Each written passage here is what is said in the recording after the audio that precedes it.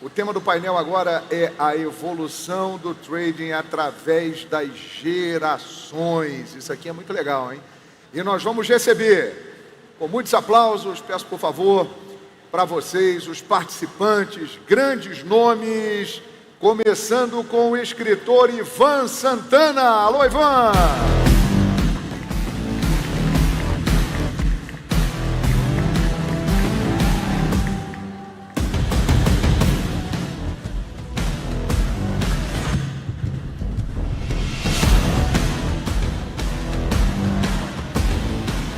Chegando aqui o escritor Ivan Santana para falar da evolução do trading através das gerações. Vai ser muito legal, hein? Não percam. Vai ser muito interessante. Agradecer aqui a presença do Ivan. Muito bem-vindo, Ivan. Bem-vindo, obrigado pela presença. E agora, o fundador da Interfloat e idealizador do projeto dos mini contratos no Brasil, Roberto Lombardi.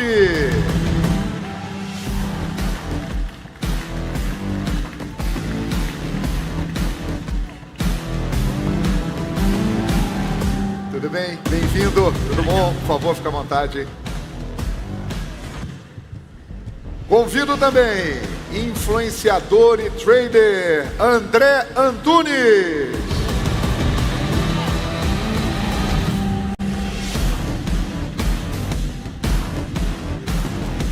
Bem-vindo, André. Tudo bem?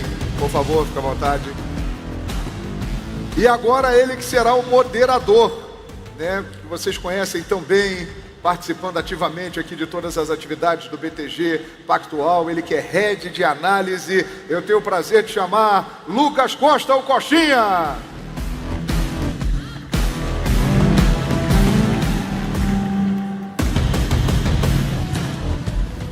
Grande Coxinha, por favor. A evolução do trading através das gerações. O painel começa agora, fiquem à vontade. Coxinha, é com você.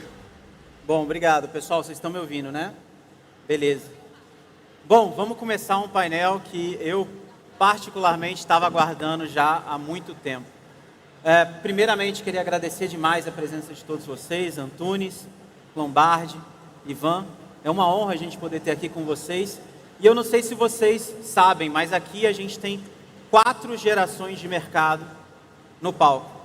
Ivan começando ali em 1958, temos o Lombardi no final da década de 80, 87, mas foi operar só depois de 89, e o Antunes começando ali por volta de 2006, 2007, 2008.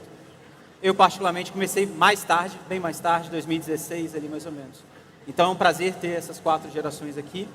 E bom, eu queria começar esse painel pedindo para vocês contarem, igual a gente faz no nosso podcast, como que o mercado entrou na vida de vocês e como era o mercado naquela época.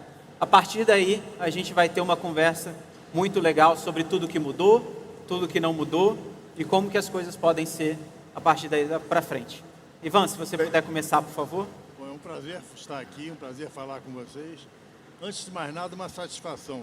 Quem me viu subir a escada aqui deve ter achado que eu operei na tulipomania no século XVIII, mas não. Eu comecei no final dos anos 1950, na era JK, e operei no mercado até 1996, quando eu larguei o mercado para ser escritor, e a maioria dos meus livros é ambientada no mercado financeiro.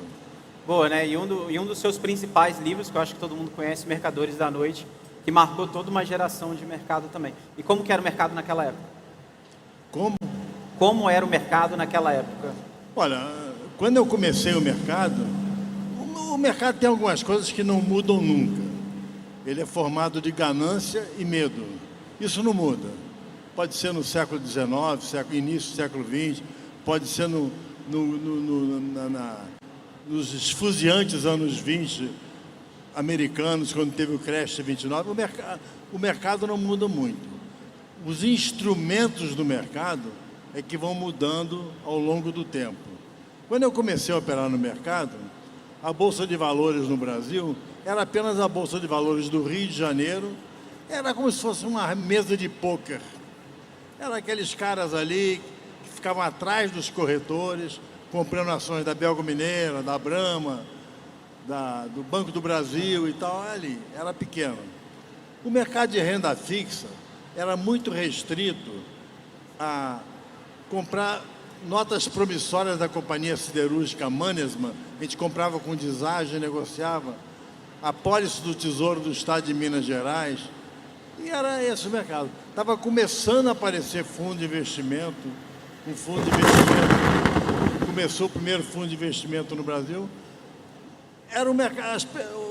Para ter uma ideia, quando eu comecei a trabalhar no mercado, 80% das pessoas no Brasil não tinham nem conta bancária, que dirá poupança e operar no mercado. E por falar em poupança, já existia caderneta de poupança, que era da Caixa Econômica Federal e rendia 6% ao ano. Tinha uma cadernetazinha, você ia lá, dava dinheiro, eles anotavam na caderneta, por isso que veio o nome caderneta de poupança. Esse era o mercado no qual eu comecei. E o principal mercado naquela época, final dos anos 50, era o mercado de câmbio. Esse já era muito ativo.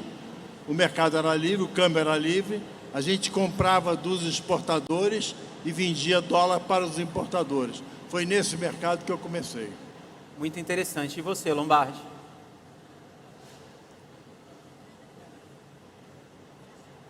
Acho que... Vê se tem...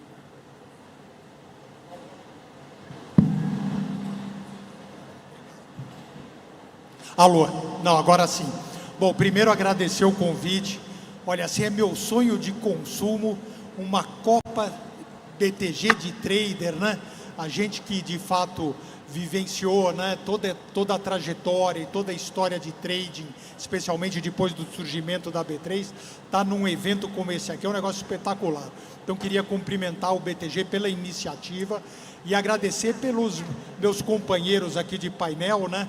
O Ivan, que acho que dispensa comentários, e o André, que vai falar, lógico, da trajetória dele, que foi meu executivo na Interfloat, né? Era nosso executivo de infraestrutura e se tornou um dos maiores traders da história da corretora. Então, estou super à vontade aqui e agradeço mais uma vez o convite de vocês para participar. E como eu comentei, eu comprei um título de operador especial na recém-fundada BMF, né? Naquela época era Bolsa Mercantil e de Futuros, foi o primeiro leilão, eu comprei em 1987, e eu já vinha acompanhando o mercado, e o mercado naquela época, hoje a gente usa o termo derivativos, né?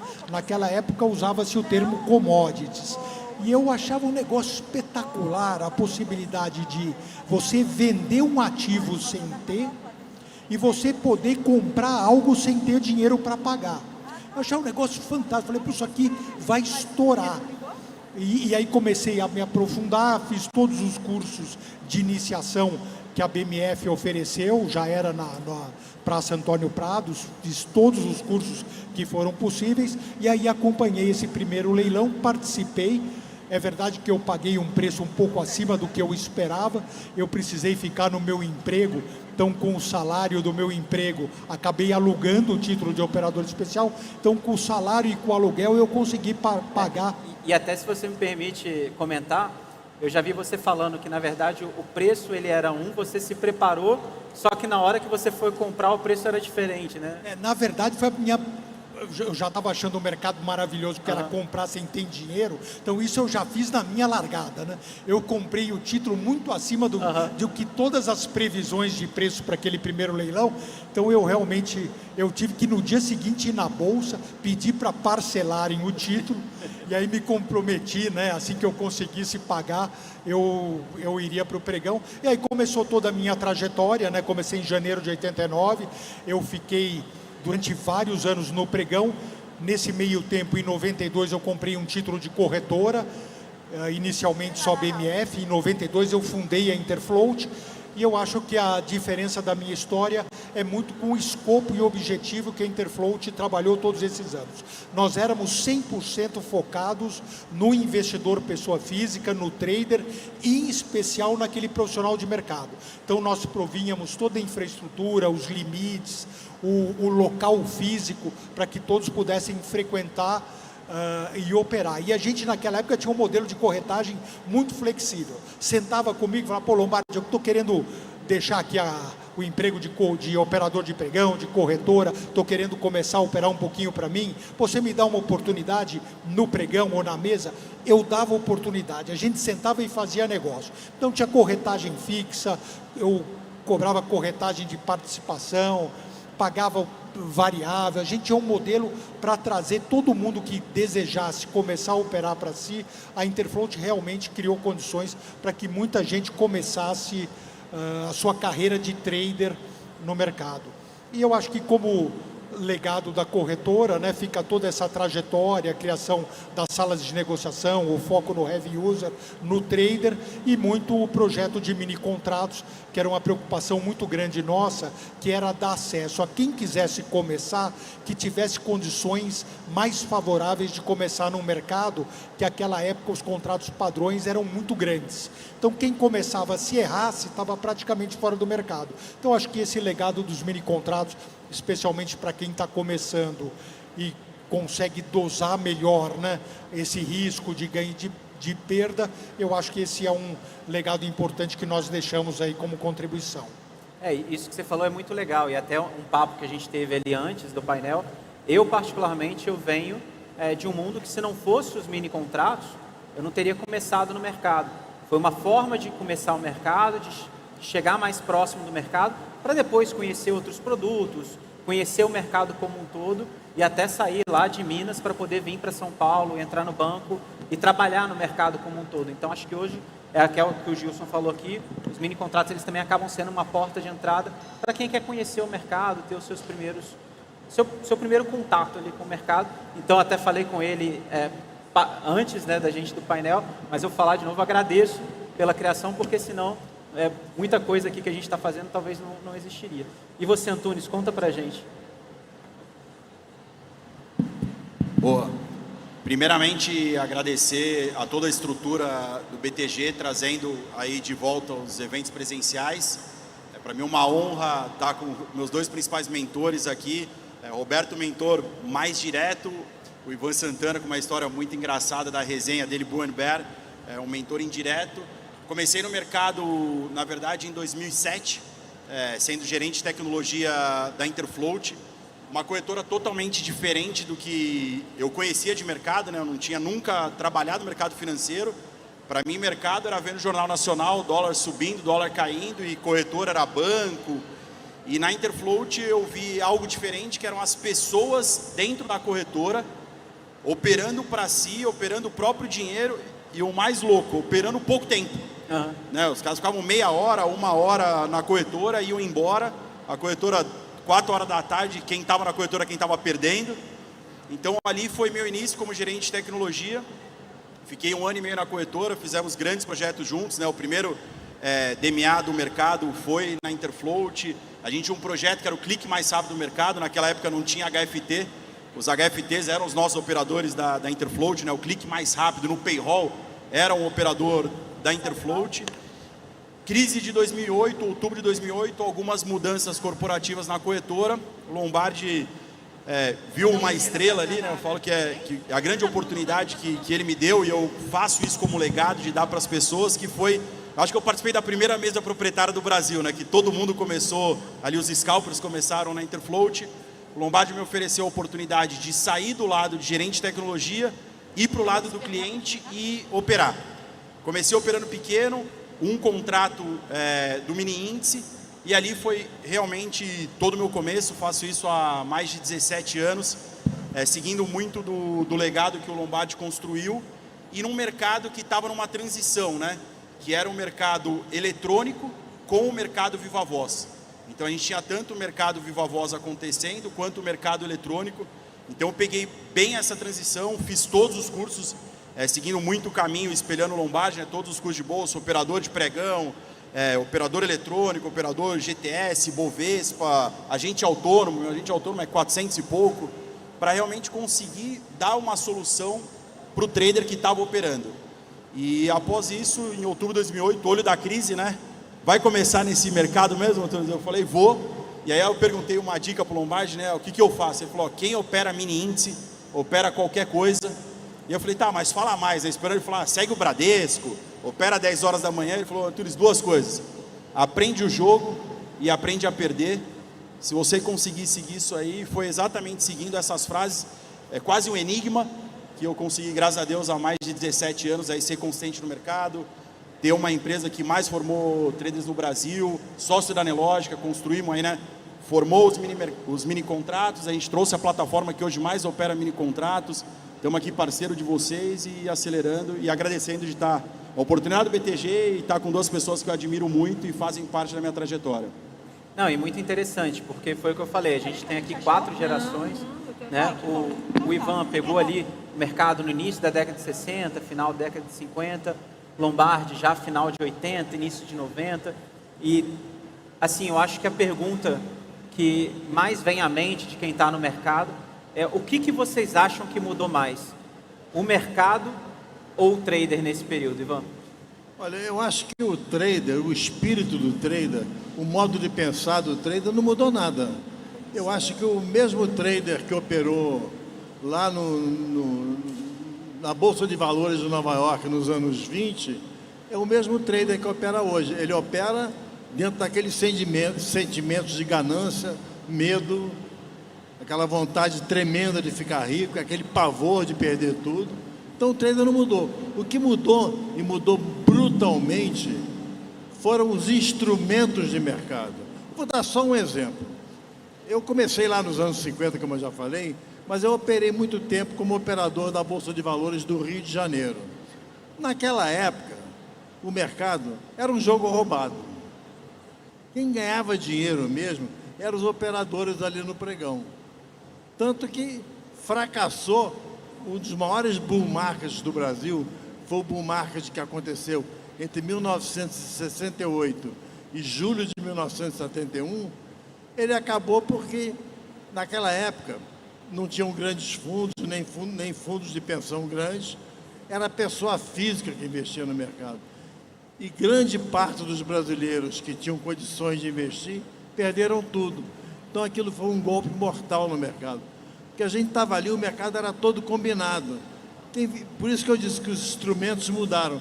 Quem entra hoje no seu laptop, no seu celular, vê qual é a cotação de Vale do Rio Doce, vê o preço de compra, vê o preço de venda e vende ali na hora, para mim isso é um milagre.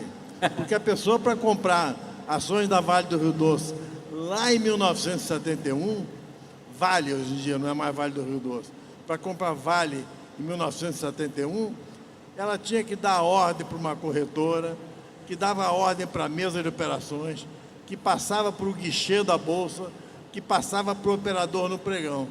Ele via a ordem, executava a ordem. Se a ordem fosse muito bem executada, ele ficava com a ordem para ele. E isso não era só na Bolsa do Rio. Eu testemunhei isso na Bolsa de Chicago e na Bolsa de Nova York, mais na Bolsa de Chicago. Eu me lembro que uma vez eu dei uma ordem, assim, de venda de compra de um call. Qual a opção de compra? Todo mundo sabe. Eu comprei um call de açúcar por 50 centavos e o açúcar subiu durante o dia inteiro e o meu call caiu de 50 para 25. Quer dizer, o cara roubou de mim na hora de comprar. Então o mercado melhorou muito. O mercado deu acesso a todo mundo. Você entra no mercado e compra. Se sua ordem e o preço estiverem na frente de um grande banco, você compra na frente. Então acho que essa foi a grande mudança para melhor do mercado. O mercado se democratizou. E você, Lombardi, o que você acha? Mudou mais o mercado ou o trader? Eu acho que o mercado mudou mais, sem dúvida nenhuma. As características do trader, elas permanecem, né? E eu concordo muito quando o Ivan faz essa avaliação de ganância e medo. Eu acho que tem 2 pontos que eu sempre coloco quando eu sou convidado para falar um pouco sobre trade. A primeira é o que de fato importa para mim, e deixando um pouco de lado os mercados, até porque os mercados abrem todo dia, eles sobem, eles descem. Depois do momento que você faz uma operação, você não tem a menor condição de afirmar que o mercado vá a seu favor ou vá contra, né?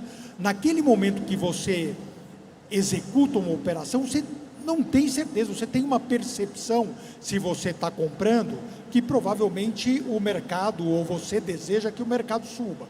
E se você está vendendo, você acredita ou deseja que o mercado vai cair. Mas você não tem absolutamente certeza de nada.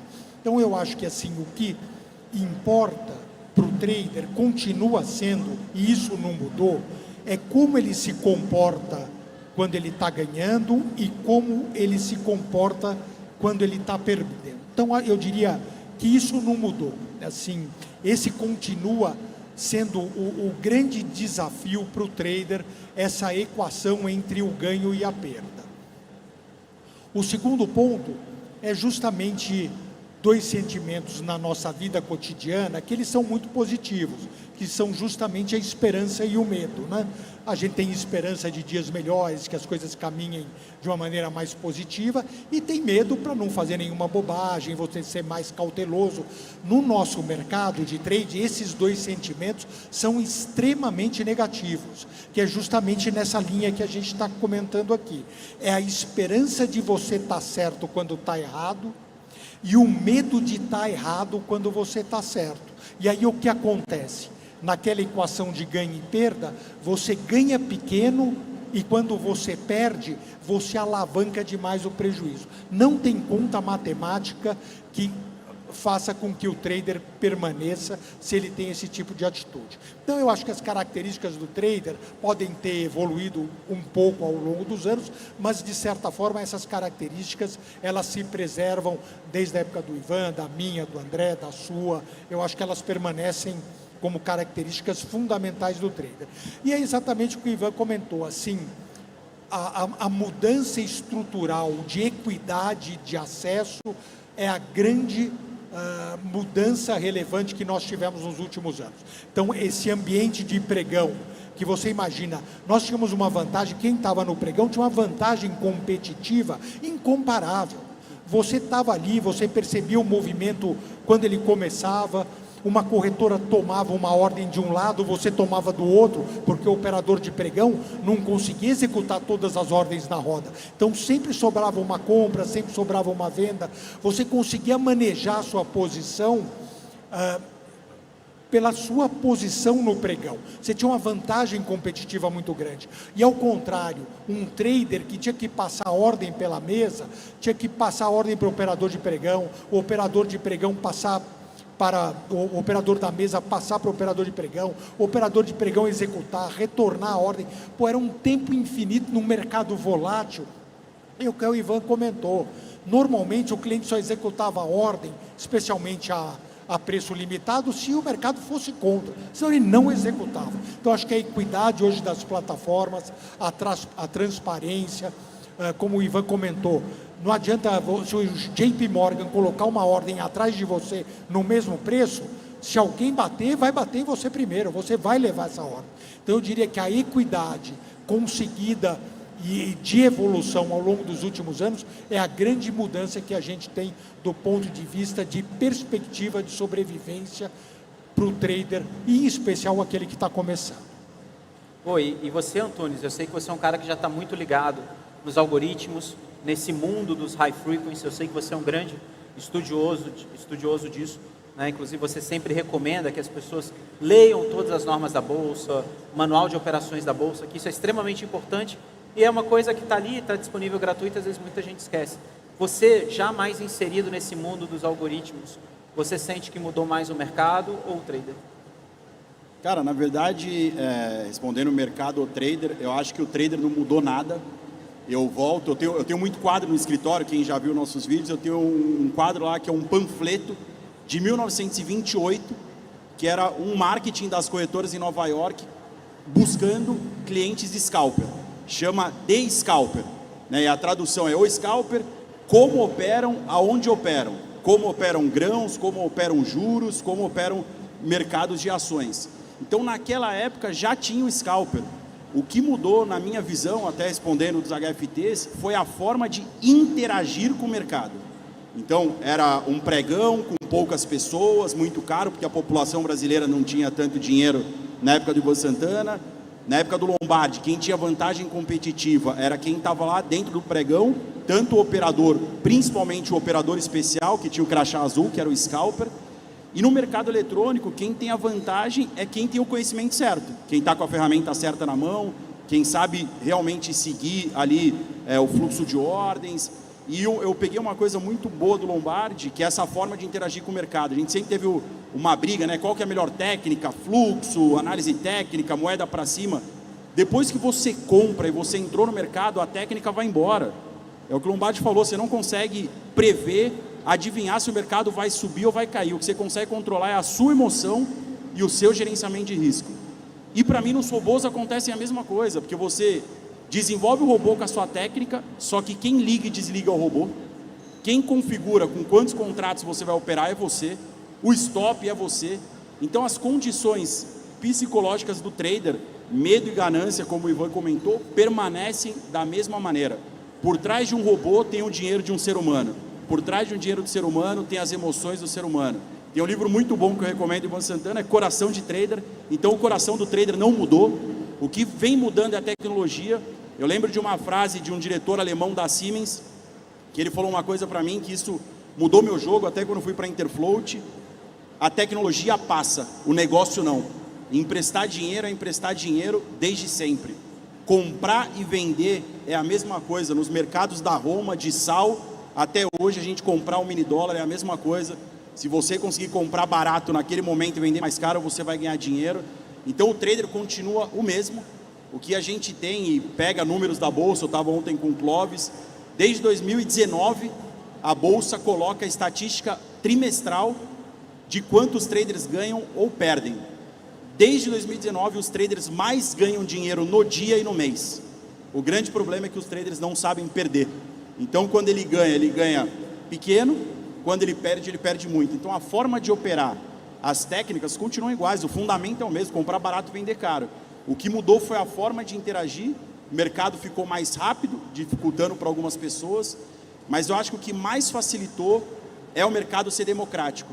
Hoje, um menino na favela com uma boa internet, um celular, uma conta na corretora em R$100, e o JP Morgan, como a gente comentou, sentado no prédio mais caro lá em Nova York, em Wall Street, eles vão competir pelo mesmo preço no dólar aqui no Brasil, porque a gente opera na B3, que é um mercado centralizado, onde a gente tem equidade de preço, a gente tem transparência, a gente tem segurança, está todo mundo operando o mesmo ativo.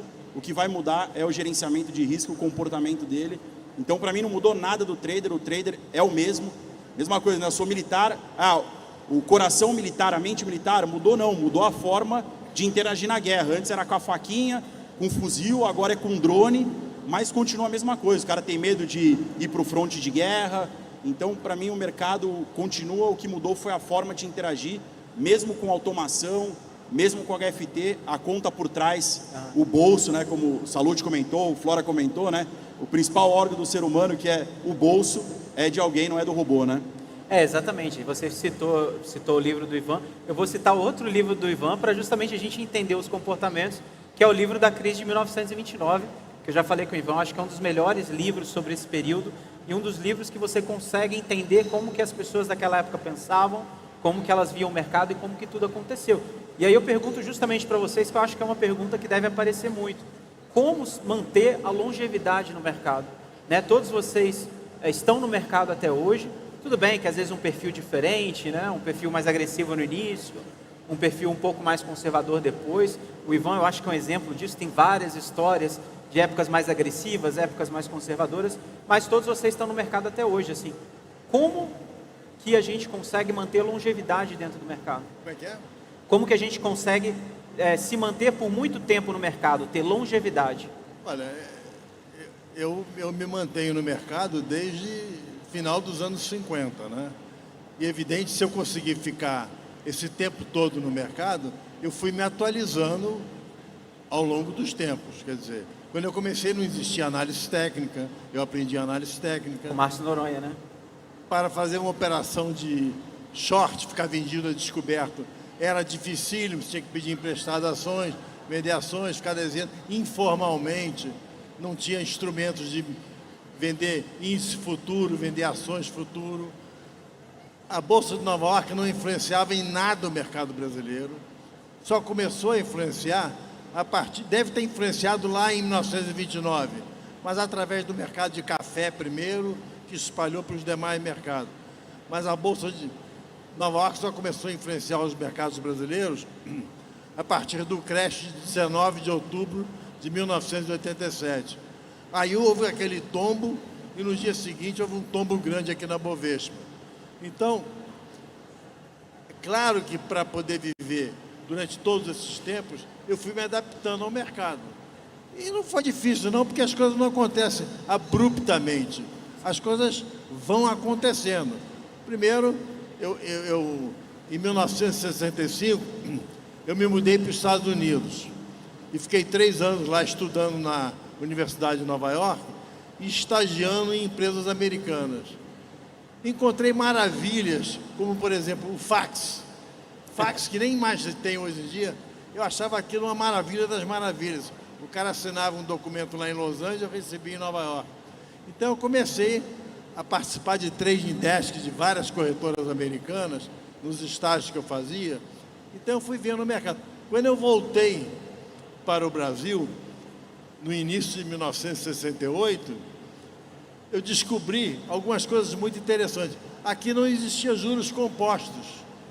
3% ao mês era 36% ao ano. Então eu comecei a calcular juros compostos. Me acharam um gênio. Eu tinha aprendido, um país com a inflação que o Brasil já tinha, de 3% ao mês, não tinha juros compostos. Eram juros simples. Então eu comecei a aplicar juros compostos. Eu fui o primeiro operador no Brasil a alavancar, comprar mais do que tinha, dormir devendo, comprar 2 vezes mais obrigações reajustáveis do Tesouro Nacional do que eu podia, certo de que no dia seguinte eu ia conseguir dinheiro. Foi o início do Open Market, foi o início da alavancagem, da Resolução 366, que limitava a alavancagem das instituições. Então, cada um desses passos que eu atravessei era uma magia. Hoje em dia, qualquer pessoa alavanca.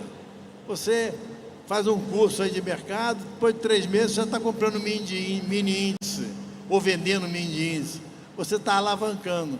Então, vender a descoberto, juros compostos, foram coisas que eu fui aprendendo. Mais tarde, a sofisticação da análise técnica, análise gráfica. Eu me lembro que eu tinha um analista lá em Chicago que me dizia, ele era, obviamente, como analista técnico, ele era um profundo grafista, né?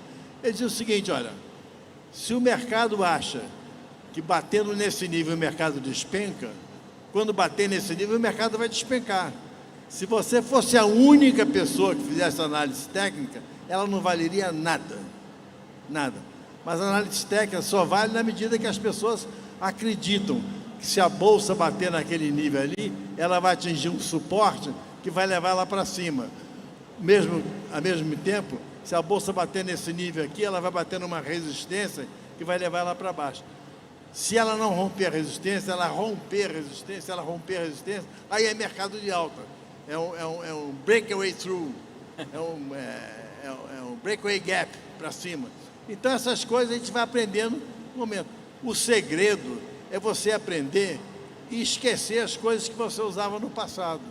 Aí você vai aprendendo e vai utilizando. Então hoje em dia, por exemplo, eu estava sentado ali, esperando começar o nosso evento, e fiz um negocinho na Bolsa de São Paulo, na B3. Eu fiz com o meu celular. Eu vendi uma ação, comprei outra no meu celular. Quem é que podia imaginar que eu, com 18 anos de idade, operando câmbio numa mesa em Belo Horizonte, com telefone de magneto que tinha que girar para falar com o outro lado. Podia imaginar que um dia, falando em São Paulo, eu esperando a minha vez de falar, pudesse entrar com um telefone celular. É um telefone que vai existir no futuro, onde cada pessoa vai ter o seu e vai andar com ele dia e noite e tal. Aí você vai, opera na Bolsa de Valores e fica tranquilo, aquilo que você fez, vem a confirmação, está feito, está inexoravelmente feito. Então foram essas coisas que eu aprendi a me adaptar e peço às pessoas que têm hoje 20 e poucos anos de idade, que aprendam que o mercado vai evoluir, vai evoluir, vai evoluir, mas o espírito vai continuar o mesmo, é ganância e medo. Boa. Exatamente, Antunes, e aí eu te faço a mesma pergunta, né? Qual que é o segredo da longevidade? Você é um cara que opera até hoje, opera pesado, já ouvi várias histórias suas em relação a isso, né? Sei que você tem seus ajudantes ali ao longo do dia, e assim, como que é o segredo para você continuar operando tanto tempo, e no seu caso você opera pesado até hoje, né? Então assim, como que você foi conseguindo perdurar a cada ciclo, a cada fase de mercado? A gente estava conversando ali, você falou, olha, num dia ali que o dólar deu uma arrancada, talvez foi um pouco mais difícil, o dólar mais travado é mais fácil. Como que você consegue manter essa longevidade dia após dia, pregão após pregão? Eu acho que para longevidade tem uma palavra-chave que é disciplina, né? A nossa profissão, ela não é fácil, muito pelo contrário. Eu diria que é dificílimo, ao longo dos anos, você conseguir manter um padrão de ganhar mais que perder. Sim. Então, tem que realmente ter um ritual, ter disciplina, estar dedicado, fazer aquilo que você se propõe a fazer. Então eu, por exemplo, vou falar um pouquinho de mim. Eu gosto de operar a abertura todos os dias. Por que eu gosto da abertura? Porque é um momento de volatilidade, onde os preços pegam o overnight, os eventos, o mercado abre, né, com volume, com volatilidade. Então eu gosto de operar todo dia as aberturas. Gosto de pegar o horário dos indicadores, normalmente 9h30, muda para 10h30 por conta do horário de verão nos Estados Unidos. Então, eu acho que esse é um momento também interessante do ponto de vista de volatilidade. É importante você ter um limite de posição e se conhecer, porque, de fato, cada um tem as suas características pessoais. Então, você precisa estar afeito ao risco. Nós estamos falando de operações de trading, de risco. Você pode ganhar bem, pode perder muito. Então, você precisa ter um perfil também afeito a correr riscos. E essa disciplina de entender que você precisa estar dedicado, você não pode mudar a estratégia ao longo do dia. Por exemplo, hoje eu vou operar os indicadores até 9h30, vou pegar a abertura de Bovespa, vou operar até 10h30. 10h30, estou indo bem, resolvo continuar operando e tenho um compromisso às 11 horas. É certeza que eu vou devolver tudo que eu ganhei até as 10h30, provavelmente vou ter que ligar, cancelar o compromisso às 11, porque eu me enrolei, porque eu estava me propondo a fazer alguma coisa e eu não cumpri. Outra coisa que eu acho que é importante para o trader também é o sentimento de humildade, que ele vem muito dessa condição de quando a gente entra numa operação, de fato ninguém tem certeza de qual é o próximo movimento. Então ter a humildade de reconhecer que você errou, ter a humildade de entender que às vezes o teu raciocínio para entrada em determinada operação pode não se verificar adequado e você vai ter que, vamos dizer, tomar uma decisão rápida, estopar, zerar o prejuízo. Então você tem que ter humildade. Isso às vezes acontece, né, comigo até hoje. Às vezes você está operando, né, está ali num dia bom, acerta uma operação, acerta duas, acerta três, começa a fazer um financeiro bacana, aí você se permite pensar, nossa, puta, eu sou o cara. Você pensou isso, você não acerta mais um day trade o resto do dia. Você batava, fala, putz, olha, sou o cara, esquece, é só prejuízo. Então tem muito essa questão emocional, de disciplina, de se conhecer, de entrar em operações que o tamanho da operação te dê agilidade, flexibilidade para você poder estopar. Uma operação muito grande, você começa a olhar o financeiro começa a crescer, aí você não estopa. Por quê? Porque o financeiro já está muito grande. Então, conhecer o teu tamanho, operar dentro dos seus limites, ter a dedicação, 100% de foco. Uma coisa que eu vi muito ao longo da minha trajetória na corretora, porque muita gente começou comigo, e eu vi muita gente continuando, ganhando dinheiro, e muita gente parando no meio do caminho.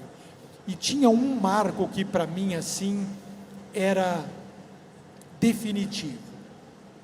Era o dia que o trader ele perdia o equilíbrio e perdia muito mais do que ele podia perder.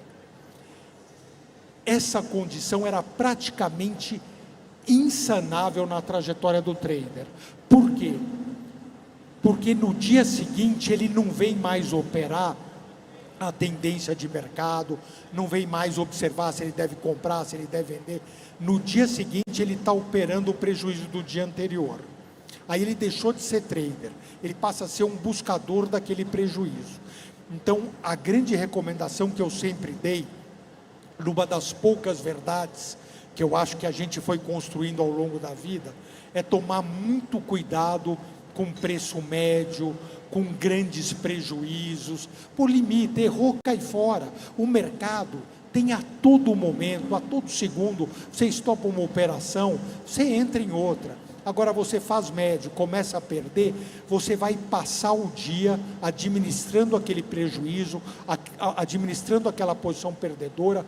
Todo o mar de oportunidades você não vai estar olhando, você não está mais olhando o mercado, você está administrando a sua posição, e acaba o dia, muito provavelmente vai ser um dia que você não vai mais esquecer, e a partir daí você é outro trader. Você não é mais um trader confiante, você não é mais um trader livre para operar o dia seguinte, você é escravo daquele prejuízo grande que você teve naquele pregão anterior, e isso normalmente é o começo da derrocada de um trader. Então acho que assim, observar no dia a dia o tamanho e a sua capacidade de lidar com o prejuízo é fundamental para a perenidade. E você falou isso, é muito curioso, porque a gente teve aqui a final da Copa BTG Trader, né? Então, o primeiro colocado levou R$1 milhão, o segundo levou 50 mil, o terceiro levou 30 mil, o quinto colocado levou 7.500. E aí, depois que a gente fez aqui, contando uma coisa de bastidores para vocês, depois que eles participaram, eles foram ali para uma área reservada, para cima, para tomar uma água, um café, dar uma descansada. E aí eu sentei e estava conversando com eles. E aí eu cheguei para eles e falei assim, poxa, vocês gostaram da experiência, todos muito felizes, acharam muito legal de participar num campeonato como esse, uma experiência diferente, né? E todos eles ganharam alguma premiação. E aí eu brinquei com eles, eu falei assim, poxa, posso dar uma sugestão? Posso dar uma dica? Fico umas 2 semanas sem operar agora. E eles se espantaram, falaram assim, mas por que você está falando para eu ficar sem operar e tal? Poxa, eu acabei de ser finalista de um campeonato. E eu falei justamente por causa disso. Todos eles são muito simpáticos, muito humildes, mas o ser humano ele tem o nosso ego próprio, né? Então você participa de uma final como essa, você conseguiu ficar entre os 5 primeiros de mais de 13 mil pessoas, na segunda-feira você vai sentar na sua mesa achando que você é o rei do mundo, né? Achando que você é o cara. Exatamente. Então eu brinquei com eles, eu falei, olha, parabéns, muito legal, mas se eu fosse vocês, eu ficaria pelo menos 1, 2 semanas sem operar, para deixar passar essa adrenalina, que obviamente são campeões, são merecedores, mas a gente sabe como que às vezes a nossa cabeça pode burlar a gente nesse sentido, né, Antunes? Basicamente, o que eu mais fiz na minha vida, como trader e como educador de trade, foi resumir a história de grandes profissionais, né? Então, a minha longevidade no mercado, analisando a longevidade do Lombardi, onde eu tive mais contato, de todos os operadores da Interfloat, eu sempre brinco com os alunos, né? Para mim, são 2 grandes pilares, né? O primeiro, que aí você faz as analogias e ninguém esquece, né? Sandalinha da humildade. Cara, você tem que se respeitar, respeitar o seu dinheiro, você tem que respeitar o mercado, você tem que ter disciplina, você tem que saber que o mercado é muito maior que você nunca vai ser o cara, que você nunca vai conhecer tudo, que você não vai adivinhar o mercado, que você não vai resolver o problema do mercado. Então, para mim, sempre barra nessa questão da humildade. As pessoas não são humildes nem para querer aprender sobre mercado, né? Ah, eu já sou um bom empresário, eu já sou um bom médico, eu controlo as coisas da minha vida. Então, as pessoas não têm nem a humildade de querer dedicar um tempo ao mercado.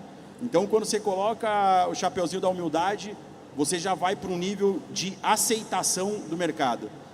E, do outro ponto, eu falo que é sempre o chapeuzinho do aprendiz. O mercado, eu não acho que é dom, não é sorte, não é fórmula mágica. O mercado, para mim, é desenvolvimento de habilidade. E eu acho que o mercado é muito parecido com artes marciais. E na arte marcial, né, você pega jiu-jitsu, judô, é muito entregue isso para os adolescentes, né? Você tem que ter humildade, você tem que respeitar ali o seu mestre, você tem que saber galgar os seus ganhos, as suas faixas, você tem que saber o risco de cada faixa, você não pode, na faixa branca, querer enfrentar um faixa preta, que você vai tomar porrada. Então, quando o aluno ou iniciante no trade, ele vem com essas duas características, ele aceita isso, independente se ele tem 10 mil reais na conta, 1.000 reais ou 1 milhão, ou igual eu já tive alunos bilionários. Ele tem que desenvolver. E eu comparo muito com a arte marcial, e teve uma cena muito legal do CEO do Facebook, Zuckerberg, fazendo o jiu-jitsu brasileiro. Ele começou na faixa branca, mesmo sendo bilionário, porque não se compra esse mérito. Então, se o cara tem humildade, respeita o mercado, respeita o tamanho, ele é um eterno aprendiz. O que o Ivan falou, a flexibilidade de você se adaptar às tecnologias, é você vestir o chapeuzinho do aprendiz e falar, eu preciso aprender algo novo. Ele aprendeu a mexer no celular com 85 anos de idade. Ele podia falar, não, vou ligar na mesa, vou continuar. Lombard é a mesma coisa. Quantos traders a gente viu que não quiseram se adaptar ao mercado eletrônico e foram esmagados no mercado eletrônico? Porque ele trouxe a força do mercado viva voz, que ganhava 1 milhão no dia, 100 mil no dia, veio para o mercado silencioso. Os robôs, a Interfloat, pegava os caras vivos, porque o cara não entendia o que estava acontecendo, ele sentia, é um cara que virou surdo. Aí quando os caras que colocaram o chapeuzinho de aprendiz falaram, não, eu preciso dar 3, 4 passos para trás, aí vem a humildade, vou aprender de novo, vou usar as lições aprendidas para minha evolução ser mais rápido. Então eu me mantenho vivo por causa disso, e o que eu acho mais importante é o que o Lombardi sempre falou, que é aprender a perder. O cara que não sabe perder não vai sobreviver no mercado. Basta um dia de fúria, um dia de só hoje vai dar certo, que o cara entrega tudo. Então eu tive uma grande escola, né, que os caras me perguntam, você começou na Interfloat, como foi? Eu podia operar um lote e perder 100 reais. Perdi 100 reais, estava de castigo. O Nelsinho falava, quer lá, vai bater na sala do Lombardi lá, ver se ele te libera. Aí ficava lá estudando, vendo o que eu fiz de errado. O mercado é o melhor professor. O mercado é gabarito. Você comprou, o mercado caiu, era para você vender. Não tem discussão.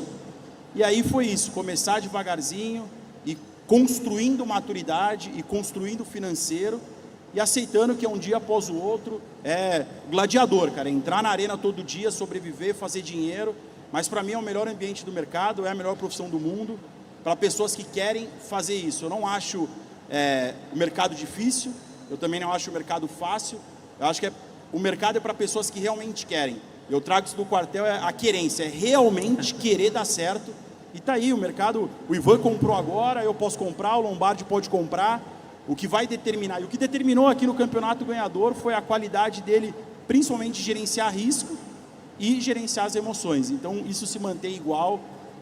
Sandalinha da humildade, chapeuzinho do aprendiz, controlar o risco, não tem como dar errado, é só questão de tempo. Exatamente, vocês já viveram vários momentos no mercado, momentos bons, momentos ruins, e aí eu queria que vocês contassem qual que foi, talvez, ali, os melhores e os piores trades que vocês já fizeram. Eu sei que o Ivan tem um trade da soja muito famoso, se quiser contar para o pessoal, e o que você aprendeu com esse trade? Pode falar. Esse trade da soja foi o melhor trade que eu já fiz na minha vida.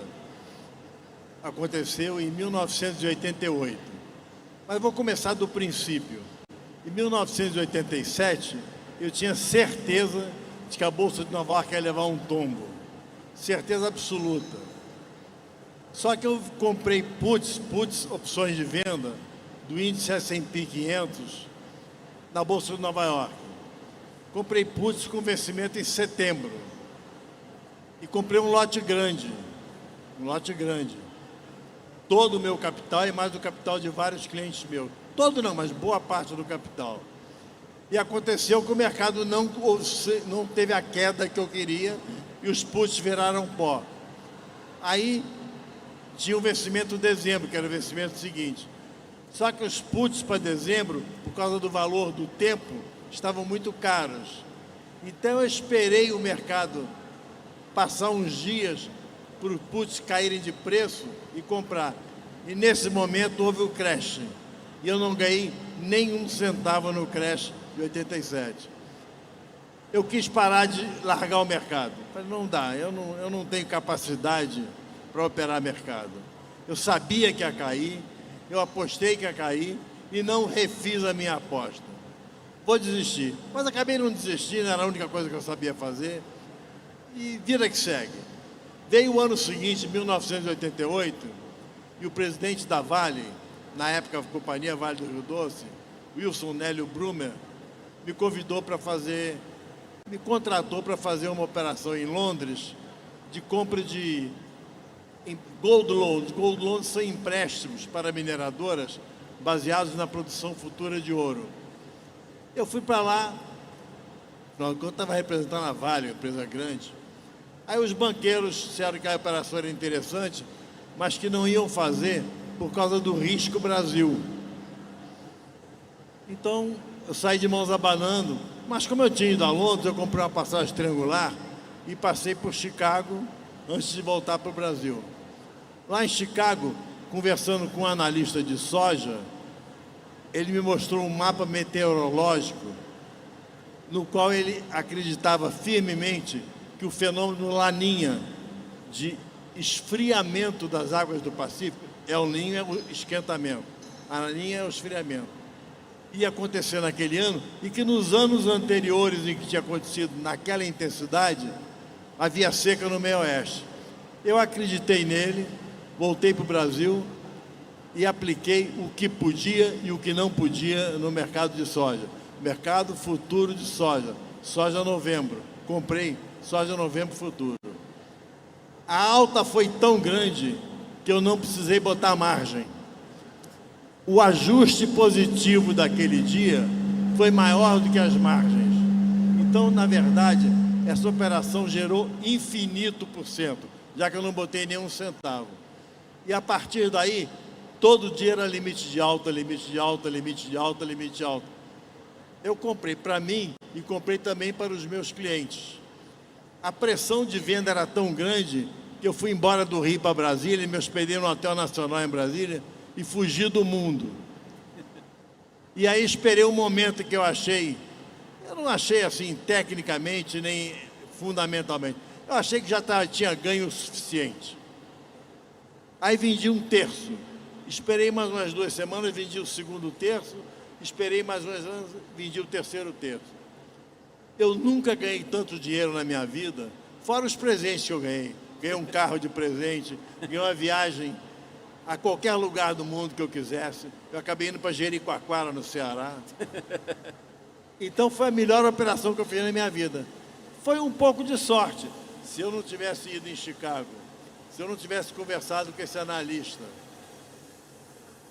de soja, se ele não tivesse me dado essa dica, se eu não tivesse acreditado firmemente nele e se eu não tivesse investido todas as minhas posições, eu não teria ganho esse dinheiro. Foi a melhor operação da minha vida.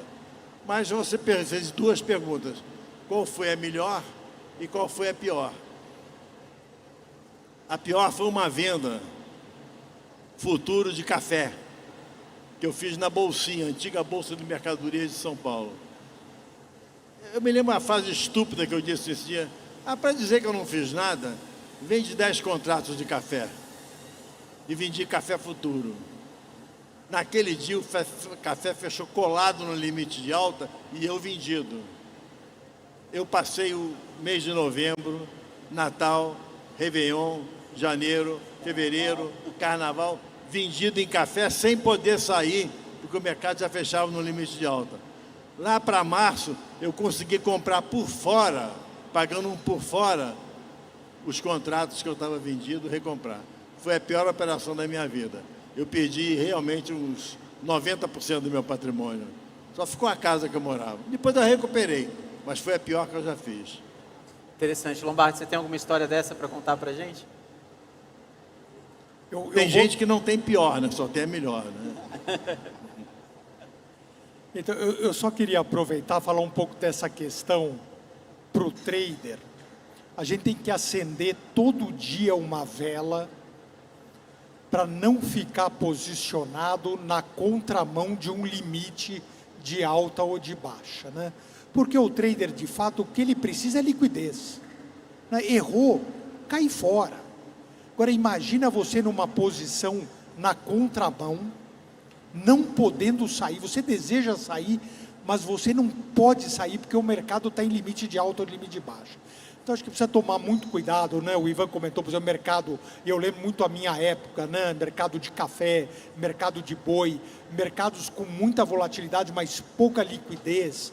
Assim, o risco de você ter uma posição, ter uma guinada repentina e o mercado ir para limite de alta, limite de baixa. E vocês viram agora muito, né, na pandemia, a gente teve dias que abriram limite de baixa, fecharam limite de alta, assim, outros tempos e com muita liquidez. Mas esse mercado de café que o Ivan comentou, a gente teve limites de alta ou de baixa, especialmente de alta, durante meses. É um negócio que qualquer posição te quebra. E eu vi em especial, aí eu já conto o meu maior ganho e minha maior perda no pregão. Eu vi o evento do Nagy Narras em 89, a Bolsa fechou sexta-feira, ela caiu bem, caiu 3% numa sexta-feira, porque começou um boato que o Nagy tinha emitido um cheque sem fundo, e o Nagy era o principal player e cliente do mercado. E começou esse zum, na sexta-feira vazou essa informação, e o mercado fechou com 3% de baixa. No sábado, se confirmou que o Nagy não tinha liquidado uma operação de fato na sexta-feira. O mercado abriu o segundo em limite de baixa, caiu 10%, terça, quarta, quinta e sexta em limite. Então a Bolsa caiu 50% sem negócio e o índice futuro também. Então você imagina, hoje a gente faz uma operação de índice para beliscar ali 0,10, 0,15, 0,20% no trade. Imagina você estar comprado no índice e o índice cair 50% sem você ter condições de sair. Então assim, esse é um momento dramático para qualquer trader, te tira do jogo. Então realmente a gente tem que acender uma vela todo dia para nunca entrar numa posição contrária a um limite. Então o Ivan comentou esse caso aí do café, e eu sei muito bem o que é isso, porque eu vivenciei esses momentos de limite. Para quem está na contramão, eu diria que é devastador. E os dois momentos que eu tive no pregão, né? Eu vou falar um pouco de maior ganho e de maior perda no pregão. O maior ganho foi na crise da Ásia, em 97. Eu naquela época operava DI, o DI era ainda em PU, então era diferente. Hoje você opera o mercado de DI taxa, naquela época você operava o PU. E um dia bom de DI naquela época, o mercado oscilava 50, 100 pontos, era uma oscilação espetacular para o DI. Puta, o DI oscilou 100 pontos. Puta, essa gente saía lá comemorando, puta mercado, hoje oscilou 100 pontos, mercadão. Pô, como é que você foi? Puta, estourei a boca do balão. E você, fui mais ou menos, me enrolei uma hora. 100 pontos era a nossa alegria no pregão. No dia da crise da Ásia, o mercado, de manhã, ele caiu 5.000 pontos. O trade era de 1.000 pontos. Você comprava a 96 mil, vendia 97 mil. 50 contratos, que era o mínimo do DI, era um day trade de 50 mil reais. Não tinha como você ganhar ou perder menos. Uma coisa assim, uma insanidade. E a gente que estava lá no pregão, já com muito mais experiência, foi um dia histórico para mim. Foi o meu melhor dia do pregão.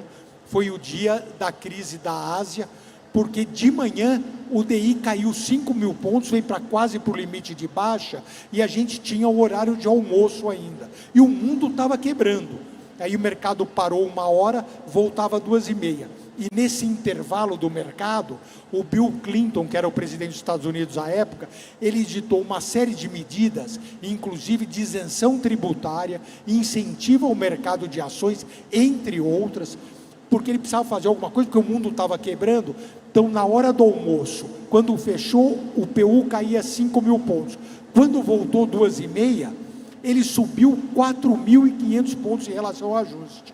Então, vocês imaginam um mercado desses, para nós que estávamos ali no pregão, foi espetacular. E eu conto muito aí, às vezes, em algumas palestras, o caso de um amigo meu, nesse dia, que ele começou a fazer médio no pregão de manhã. Então, o mercado só caía, ele só comprava um pouquinho antes de fechar. Na hora do almoço, ele chegou para mim e falou: pô, Lombardi, preciso falar com você.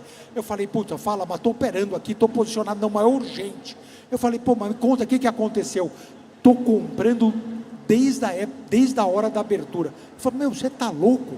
Puta, estou comprando, comecei a comprar, fiz médio, estou enrolado, puta, estou aqui, olha a posição, puta, quase caí para trás. Eu falei: você está louco? Como é que você pode estar fazendo isso? Ah, agora já foi, o que eu faço? Zero, se eu zerar, vou quebrar. Eu falei: pô, olha, falta 2 minutos para passar o mercado da manhã. Agora, quebrado por quebrado fica. Aí ele ficou, foi almoçar, comprado. Eu ainda perguntei: pô, mas você avisou? Porque o pai dele era um grande amigo meu e trabalhava no mercado. Eu falei: você avisou teu pai? Eu falei: liguei para o meu pai, ele percebeu que era bobagem, falou que agora ele não podia falar, falou para me ligar, para eu ligar para ele no final do dia. Aí veio o horário do almoço, vieram as medidas do Clinton, o mercado sobe 4.500 pontos, ele tem o maior ganho da história da vida dele, mas ganhou uma fortuna. Eu, no finalzinho do dia, acabou o pregão, estava ele lá com o pai na Praça Antônio Prado, né, tomando uma cervejinha, comemorando. Aí encontrei o pai dele e falei: pô, bacana, você viu, teu filho ganhou dinheiro, né? Aí ele falou para mim: viu, Lombardi, eu sabia que meu filho levava jeito para ser trader, né? Então esse é um dia assim que é histórico, todo mundo ou ganhou muito ou perdeu muito. E o dia aqui, só para finalizar, o dia que eu mais perdi foi no primeiro dia a gente teve a desvalorização cambial em 99, o Armínio Fraga assumiu a posição de presidente do Banco Central, e eu, nesse dia, eu comecei a vender dólar, fui fazendo médio, me enrolei, e também um pouquinho antes da hora do almoço, eu falei: quer saber de uma coisa? Esse Armínio Fraga não é de nada.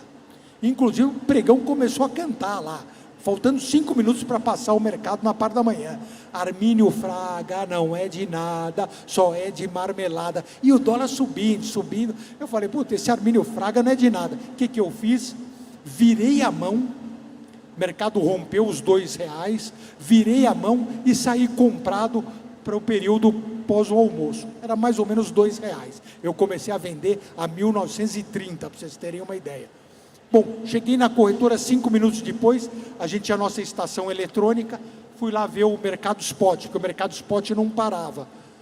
Dólar ali spot, e era no vencimento, estava muito próximo, dólar 1960. Falei: puta, congelou aqui. Chamei o pessoal de TI, porque normalmente a culpa sempre é do pessoal de TI. Aí chamei o pessoal de TI e falei: olha, minha Bloomberg aqui, meu broadcast está travado. Ele falou: não, doutor, está funcionando, está normal, 1960. Aí eu fui entrar nas notícias, o Armínio Fraga tinha anunciado o primeiro leilão de spread da gestão do Armínio Fraga. Puta, aí voltei à tarde, mas perdi uma fortuna, né? Porque perdi na alta, virei a mão, leilão de spread, dólar desabou.